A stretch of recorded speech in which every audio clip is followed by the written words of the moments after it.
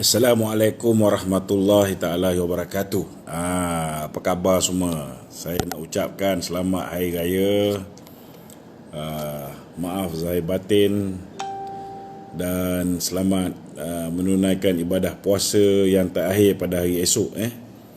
Hari ini saya nak sembang sikit pasal ada berita malang. Berita malang. Berita malam bukan buat tuan-tuan tetapi berita malam buat Tun Dr. Mahathir Mohamad. Kenapa saya katakan berita malam buat Tun Dr. Mahathir Mohamad? Kerana individu yang membantu beliau, iaitu NGO termasuklah Clinton Global Foundation yang telah menerima dana daripada Tun Dr. Mahathir untuk membantu Tun Dr. Mahathir memfitnah Datuk Seri Najib Tun Razak dan beberapa individu termasuk anak tiri beliau iaitu Reza Aziz.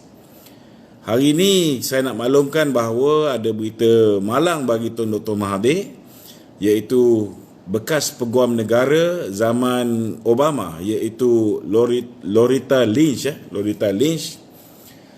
sekarang ini sedang disiasat oleh pihak Amerika kerana beliau terlibat dalam banyak skandal, dan salah satu skandal yang beliau terlibat ialah beliau telah terlibat dalam skandal untuk mengenakan Datuk Seri Najib dan beberapa individu lain. Dan kita juga tahu beliau bersubahat dengan Clinton Global Foundation, begitu juga dengan NGO yang mendapat dana daripada NED. NED ni national sebuah badan di belakang dia juga, begitu juga dengan Open Society. Kedua-duanya merupakan badan yang belakangnya ialah George Soros. Jadi inilah manusia yang telah terlibat dalam usaha untuk mencemar nama baik Datuk Seri Najib dan ahli keluarganya. Dan hari ini alhamdulillah tuan-tuan, Loretta Lynch sedang disiasatkan, dan kalau terbukti beliau bersalah, beliau akan didakwa tuan-tuan, akan didakwa dan boleh dikenakan hukuman penjara, boleh mungkin sampai ke 20 tahun. Dan hari ini maklumat yang kita terima terkini, Loretta Lynch akan memberikan kerjasama, dan ini menyebabkan pihak Amerika dan juga mungkin pihak Malaysia yang mendapat maklumat daripada DOJ Amerika akan mengambil keputusan untuk tidak lagi meneruskan fitnah, barang-barang yang datang daripada sumber fitnah ni sudah tidak akan lagi digunakan oleh kedua-dua pihak, baik DOJ begitu juga dengan pihak mahkamah di Malaysia. Itu sebab hari ini kita tengok bila mana pihak Jabatan Peguam Negara bersetuju dengan representasi yang telah dikemukakan oleh saudara Reza Aziz, anak tiri Datuk Seri Najib, yang telah disalurkan melalui peguam beliau sejak November. Tuan-tuan, ini saya nak beritahu, representasi ini telah dihantar kepada Tommy Thomas sejak November, dan setiap salinan representasi, begitu juga dengan surat-surat yang diutuskan oleh peguam kepada saudara Reza Aziz di CC ataupun dihantar satu salinan kepada SPRM. Itu sebabnya SPRM terkejut bila mana Tommy Thomas sendiri, yang merupakan pihak yang menerima surat daripada peguam Reza Aziz, dan juga beliau pun ada menghantar satu nota kepada timbalan DPP kanan, Deputy Public Prosecutor kanan, iaitu Gopal Sri Ram, yang meminta Gopal Sri Ram memberikan pandangan dia. Dia dah kata dia sedang mempertimbangkan untuk menerima tawaran yang dibuat oleh pihak peguam Reza Aziz. Tetapi tiba-tiba bila mana mahkamah memutuskan Reza Aziz dibebaskan tanpa dilepaskan. Ini kena faham ni, bukan macam Ling Guo Eng. Ling Guo Eng ni tuan-tuan, saya nak beritahu, kes dia ada 60 saksi, baru 25 dipanggil.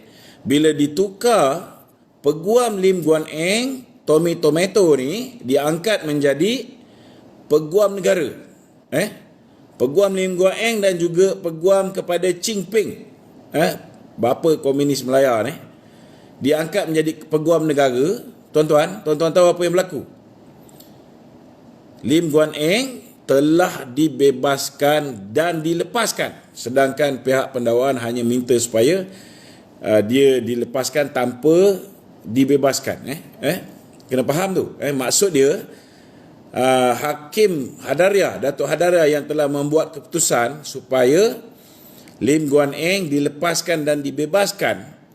Kesan daripada keputusan yang dibuat oleh Hakim Datuk Hadaria ini menyebabkan Lim Guan Eng selepas ini tidak lagi boleh kita dakwa dalam kes beliau telah meluluskan sebidang tanah milik Magnificent Emblem dan Board of Director Magnificent Emblem, iaitu Pang Li Kun, telah memberikan beliau sebuah banglo below market price. Harga dia 4.27 juta, lebih kurang macam itulah. Tetapi dijual kepada Lim Guan Eng dengan harga hanya 2.8 juta. Tuan-tuan. Bila saudara Mamu Parpu di Penang memohon supaya semakan semula dilakukan ke atas kes Lim Guan Eng ini, apa yang berlaku? Hakim Datuk Abdul Karim telah diputuskan untuk mendengar semakan semula. Tetapi apa yang berlaku? Pada pagi kes itu ingin dilakukan semakan semula, saudara, Hakim Datuk Hadaria telah diutus untuk menggantikan Datuk Abdul Karim tu. Jadi cuba tuan-tuan bayangkan, dalam kes Lim Guan Eng ini, hakim yang melepaskan dia diletak menggantikan Hakim Abdul Karim untuk membuat semakan semula ke atas keputusan yang dia sendiri buat. Inilah dia peninggalan Law of the Jungle Pakatan Harapan. Itu sebabnya Tommy Thomas mengaku bahawa dia bukan peguam negara di bawah pimpinan Tan Sri Muhyiddin, tetapi dia peguam negara kepada Pakatan Harapan. Tak pernah berlaku, tuan-tuan, peguam negara. Dia mengaku dia hanya peguam negara kepada Barisan Nasional ataupun peguam negara kepada Pakatan Harapan. Ini satu je peguam kepada Ketua Komunis Melaya yang hari ini tidak mengaku bahawa dia antara orang yang telah mempertimbangkan supaya kes Riza Aziz ini dilakukan diselesaikan melalui tawaran yang dibuat oleh pihak Reza Aziz. Saya nak bagi tuan-tuan mula faham kenapa Reza Aziz mengambil pendekatan dia tak lawan di mahkamah. Maksudnya dia tak lawan kes DOJ, dia tak lawan kes yang dia buat pengubahan warna haram ataupun AMLA di Malaysia ni. Ini saudara kena faham. Pertama sekali saudara, Reza Aziz ni apa kesalahan dia yang ramai diputarbelitkan oleh Malaysia Kini, oleh UOB, oleh pihak-pihak Pakatan Harapan ni? Mereka cuba menggambarkan seolah-olah Reza Aziz ni menyeleweng duit 1MDB. Sebenarnya apa yang Reza Aziz buat, tuan-tuan, ketika Datuk Seri Najib berjumpa dengan Sheikh Al-Mansur, beliau telah memohon supaya Sheikh Al-Mansur menaja pembikinan filem yang nak dibuat oleh Reza. Tetapi tak dapat penajaan. Yang dapat ialah Sheikh Al-Mansur ini saudara telah mengarahkan supaya Abah IPIC memberikan pinjaman kepada Reza. Jadi saudara, Reza hanya meminjam. Jadi macam mana si tua puaka bernama Mahathir Mohamad ni hari ini mengatakan seolah-olah macam diri dia bersih. Dia kata bahawa hari ini kerajaan sudah tidak ada demokrasi. Demokrasi sebenarnya musnah zaman kau, wahai Mahathir. Hari ini Hari ni apa yang mahkamah buat, mereka cuba nak membetulkan apa yang sepatutnya dibetulkan lama. Kalau nak ikutkan, patut dibuang kes saja. Sebab apa? Kes Riza ini, saudara, DOJ bukan kenakan pendakwaan ke atas Reza. Reza tak pernah didakwa oleh pihak Amerika. Apa yang berlaku ialah Reza telah pun disaman sivil. Okey? Untuk apa disaman sivil ini? Untuk merampas saudara yang kena saman, Reza Aziz, begitu juga dengan Lau Tek Jo, begitu juga dengan Kadim Al-Qubaisi dan Muhammad Al-Badawi. 4 individu ni disaman untuk dirampas 17 aset. 17 aset ni tuan-tuan, antaranya kapal Equanimity, antaranya jet peribadi Jolo dan sebagainya. So Reza bersetuju, saudara, sebab dia ni businessman. Dia pinjam duit untuk membikin filem. Filem dia bukan filem cikai-cikai, tuan-tuan. Filem dia antaranya The Wolf of Wall Street, antaranya Dumb and Dumber 2. Ada banyak filem dan filem dia semua box office. Dia bukan macam anak Mahathir, tuan-tuan, pegang apa pun gagal. Dia punya filem semua box office. Dan dengan duit pinjaman itu, saudara, dia berjaya dapat buat filem. Modal dalam kes yang melibatkan Reza ni lebih kurang 248 juta US dollar. Dan itulah yang dia kena amla. Padahal duit tu langsung tak ada kena mengena dengan Malaysia. Dia pinjam duit dengan Aba IP, sebuah syarikat di UAE. Dia buat filem pun di Hollywood. Tapi bila dia dah settle dengan Aba IP, dia dah settle dengan DOJ. DOJ mengarahkan supaya dia membayar sekian-sekian jumlah dan ada beberapa aset dia juga telah dia lepaskan. Sebab apa? Sebab bagi dia, daripada dia bayar kepada Aba IP yang memberi pinjaman pada dia, lebih murah dia settle dengan DOJ. Tapi malangnya selepas dia settle dengan DOJ ni, tuan-tuan, supaya dia boleh terus buat filem baru apa semua, Malaysia pula ambil kesempatan untuk mendakwanya di bawah AMLA. Ini busuknya, tuan-tuan. Kenapa DOJ ni menggunakan civil suit?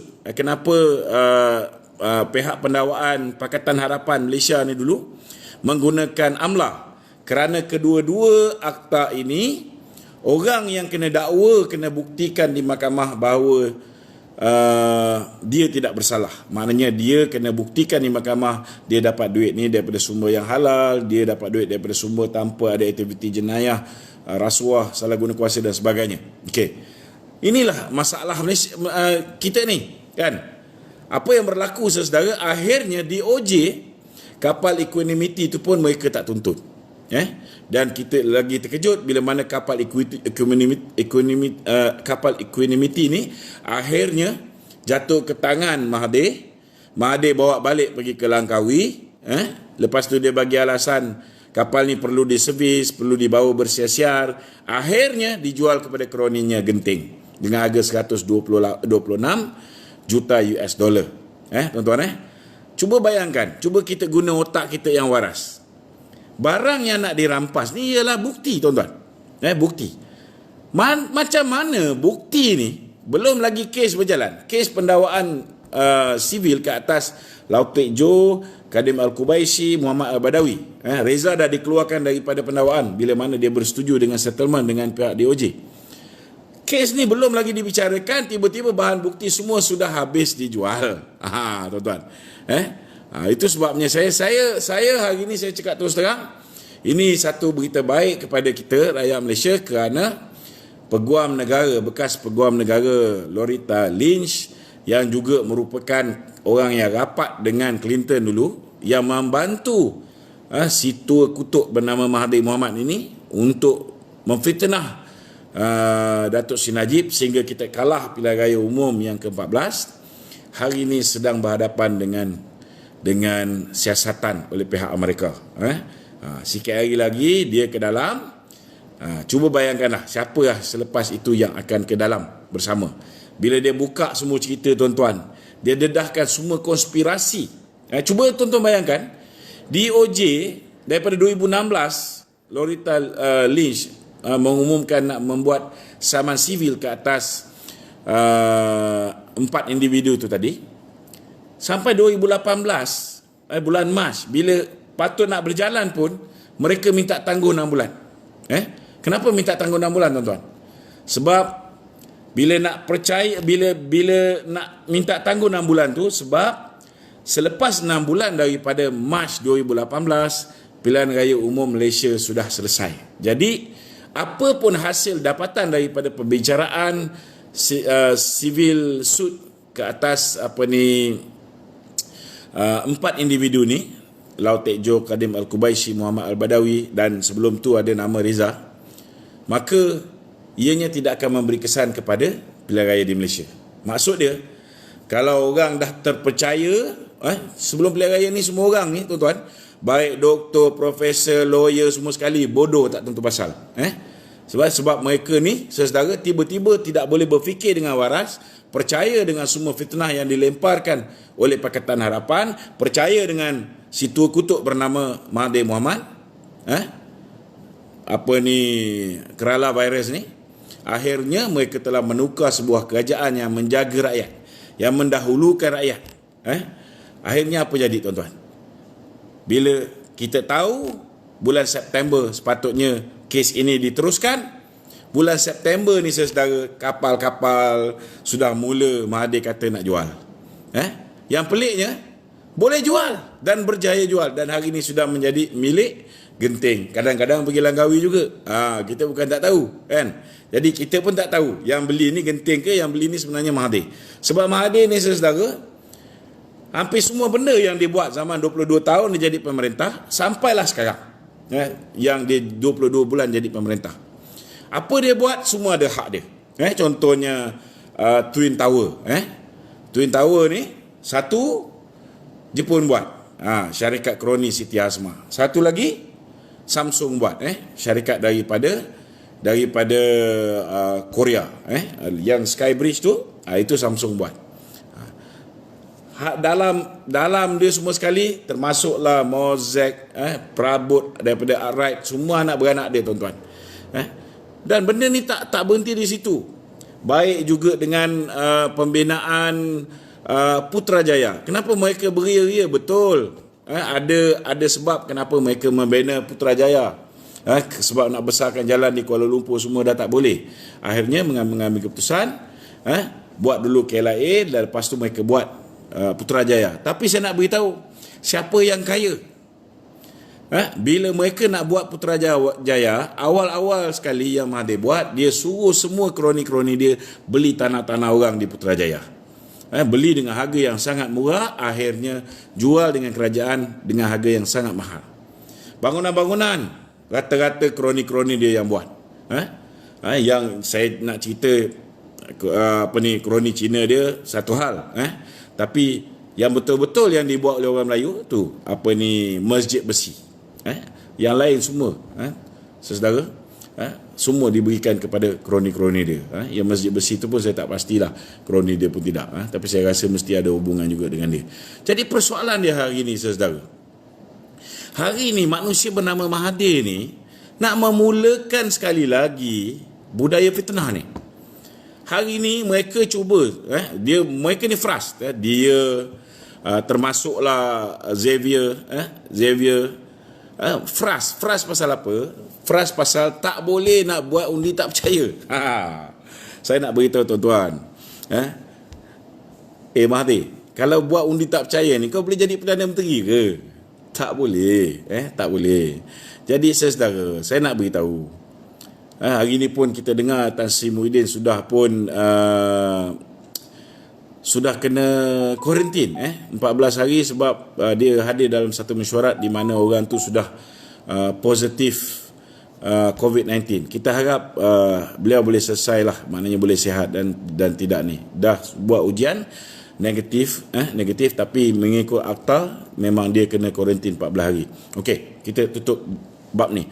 Cuma Mahathir ni yang saya tak faham, time orang COVID ke, time orang ada masalah ekonomi ke, dia cerita nak buat undi tak percaya je. Matlamat dia tuan-tuan tak habis-habis nak menjatuhkan kerajaan. Tak habis-habis nak jadi barua kepada DAP. Untuk apa? Saya nak tanyalah. Kalaulah misalnya itu hari sidang parlimen bukan hanya sekadar sejam. Maknanya kita buat 18 hari lah contohnya. Kau rasa kau boleh jadi Perdana Menteri ke? Kau ingat Sultan yang di-Pertuan Agong semua percaya kat muka kau ke Mahathir? No way. Engkau menang pilihan raya akan datang pun belum tentu boleh jadi Perdana Menteri, tahu tak?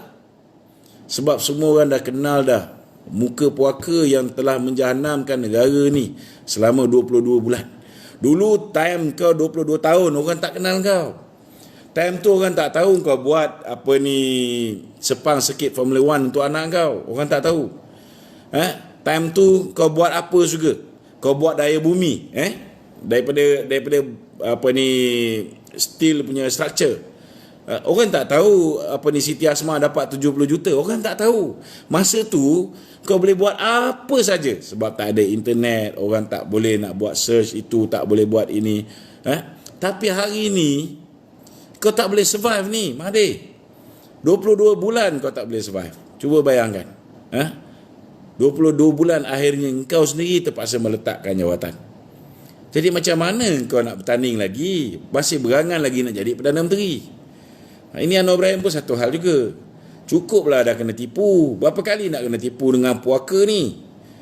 Rakyat Malaysia ni sepatutnya kena faham. Dua manusia ni, baik Mahathir baik, baik anak dia Mukris baik. Ini dua manusia ni kita lenyapkanlah daripada senario politik dunia ni. Daripada persada politik Malaysia ni kita lenyapkan. Nak hantar pergi tempat lain, nak hantar dia balik Kerala, boleh hantar. Tapi janganlah bagi peluang untuk dia sekali lagi menjayakan aktiviti fitnah dia. Sebab hari ni saya nak beritahu, ada yang mula sudah termakan dengan fitnah dia. Ada yang percaya yang si Riza ni, tuan-tuan, pergi seleweng duit 1MDB. Padahal orang ni saudara, dia berusaha nak dapat pinjaman daripada, dia mula minta penajaan daripada Syekh Al-Mansur, tapi dia dapat pinjaman. Kalau dia ni anak kepada Mahathir Mohamad, dia tak perlu pinjaman. Dia tak perlu pinjaman untuk memulakan dia punya filem. Tak perlu. Saudara, dia kalau dia anak kepada Mahathir, apa cadar hospital pun dia sapu. Hospital Pantai punya semua projek semua dia sapu. Sapura Kencana, apa yang dia orang tak sapu tuan-tuan dekat Petronas tu. Baru nak cari site baru, dia dah hantar orang dia. Itu sebab bila time dia wujudkan apa yang dipanggil sebagai Council of Elders, salah seorang tuan-tuan, salah seorang yang dia letakkan sebagai Council of Elders ialah Hassan Marikan, kroni dia. Ini kena faham. Ini tuan-tuan, ramai orang tak tahu ni. Kenapa dia beria-ria sangat nakkan Jambatan Bengkok? Sebab Jambatan Bengkok itulah yang akan membantu pelabuhan Tanjung Pelepas. Nama milik Syed Mokhtar sebenarnya milik dia dengan Daim Zainuddin. Ini benda ni semua sekali ni saudara, kita sedang kumpul maklumat. Dan lepas ni kita akan hentam satu persatu. Sebab kita dah ada orang daripada Jabatan Perdana Menteri, zaman dia 22 tahun jadi Perdana Menteri, kita akan hentak dia sampai dia tak cukup tanah nak lari ni tuan-tuan. Saya nak beritahu hari ni, sepatutnya kerajaan Perikatan Nasional ni tolong ambil tindakan. Kita dah buat RCI, Royal Commission of Investigation, untuk siasat tentang forex. Ini yang sepatutnya kita buat. Ambil tindakan pada Mahathir ni. Kalau kita tak ambil tindakan pada Mahathir, dia tak ada kerja. Kerja dia fitnah. Dan akhirnya kerajaan apa pun yang bakal dibentuk akan datang tidak boleh menjalankan tugas dia dengan baik. Tak boleh jalankan tugas dia dengan baik. Saya secara peribadi, saya tak yakin Datuk Seri Najib akan mendapat keadilan. Takkan mendapat keadilan di mahkamah. Saya tak yakin. Macam mana saya nak yakin tuan-tuan? Saya punya kes, saya pergi saya pergi report ke atas Amhari, saya yang kena dakwa. kita tahan budak-budak di AP daripada mengganggu program Datuk Seri Najib depan Universiti Melaya. Budak yang buat demonstrasi, budak yang buat protes, budak yang maki hama Datuk Seri Najib, penyamun dan sebagainya dilepaskan, saya juga yang kena dakwa. Ini kes yang belum lepas lagi. Lepas tu ada beberapa kes. Kita buat report ke atas Azmin Ali, kita duduk dalam lokap. Cuba tuan-tuan bayangkan. Jadi sampai hari ini, benda ni belum diputuskan lagi. Sepatutnya semua pendakwaan kes-kes yang berniat jahat, malicious prosecution, yang pendakwaan terpilih, yang dia pilih-pilih orang UMNO je dia dakwa, patutnya hari ini dah tukar kerajaan, dibuanglah tong sampah. Sebab apa kena buang tong sampah? Sebab memang kes-kes ini ialah pendakwaan terpilih. Kes-kes yang siasat dulu, macam kes Datuk Najib satu hal, kes Datuk Zahid, kita tengok apa kenyataan. Bila mana dia terima dana daripada dia terima sumbangan daripada Datasonic dan juga MyEG. Dia yang terima sumbangan tak kena dakwa, tapi orang yang beri sumbangan tak kena dakwa. Sebab apa? Adakah kerana yang memberi sumbangan itu ialah abang ipar kepada Mahathir, iaitu bekas Jeneral Hashim Ali? Kerana itu dia selamat? Ini pendakwaan terpilih. This is selective prosecution. Bila kita dakwa Lim Guan Eng, orang yang bagi dia rumah below market price, Pang Likun pun kita dakwa sama. Ini baru adil. Jadi hari ini saya mintalah, kalau boleh Peguam Negara yang baru ni, buatlah keputusan yang betul, yang mana yang siasat dulu, dakwa dulu, siasat kemudian, ni buanglah. Buanglah. Kita boleh simpan benda-benda yang jelas berniat jahat, yang jelas merupakan pendakwaan terpilih. Kalau boleh betulkan benda ni, barulah kita yakin bahawa sebenarnya kerajaan hari ini bukan lagi kerajaan yang dicengkam, kerajaan yang masih lagi di bawah naungan Pakatan Harapan. Sebab hari ini kerajaan yang dibentuk bukan hanya PPBM. Kerajaan yang dibentuk bersama dengan UMNO, bersama dengan PAS, yang menjaga soal undang-undang pun PAS. Jadi bagaimana mungkin pendakwaan-pendakwaan terpilih di zaman Pakatan Harapan masih diteruskan? Patut dibuang ke baku sampah. Kerana saya fikir hari ini, saudara, hakim nak buat keputusan pun dia takut. Sebab keadaan hari ini tak menentu. Mungkin besok lusa Pakatan Harapan boleh memerintah. Mungkin besok lusa Barisan Nasional boleh memerintah.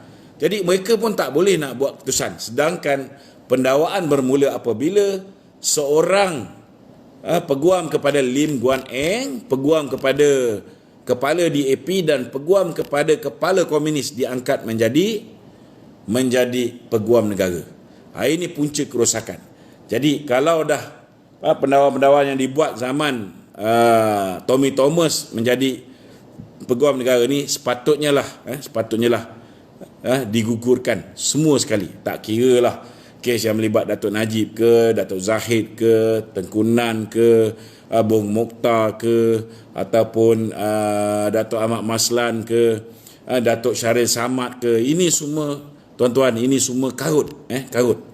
Kita minta supaya peguam negara yang baru ni gugurkan kes ni, ataupun minta mereka ni membuat representasi. Kerana untuk mendapat keyakinan rakyat, Pakatan Harapan kena pastikan bahawa mahkamah dilihat bukan lagi alat pihak politik untuk mengenakan musuh-musuh politiknya. Mahkamah perlu dibebaskan, mahkamah perlu diangkat orang-orang yang tak ada political inclination untuk mengepalainya, supaya barulah undang-undang tu dapat ditegakkan dengan betul, bukan lagi macam zaman Tommy Thomas, law of the jungle. Itu je yang nak saya sampaikan. Sekian. Assalamualaikum warahmatullahi wabarakatuh.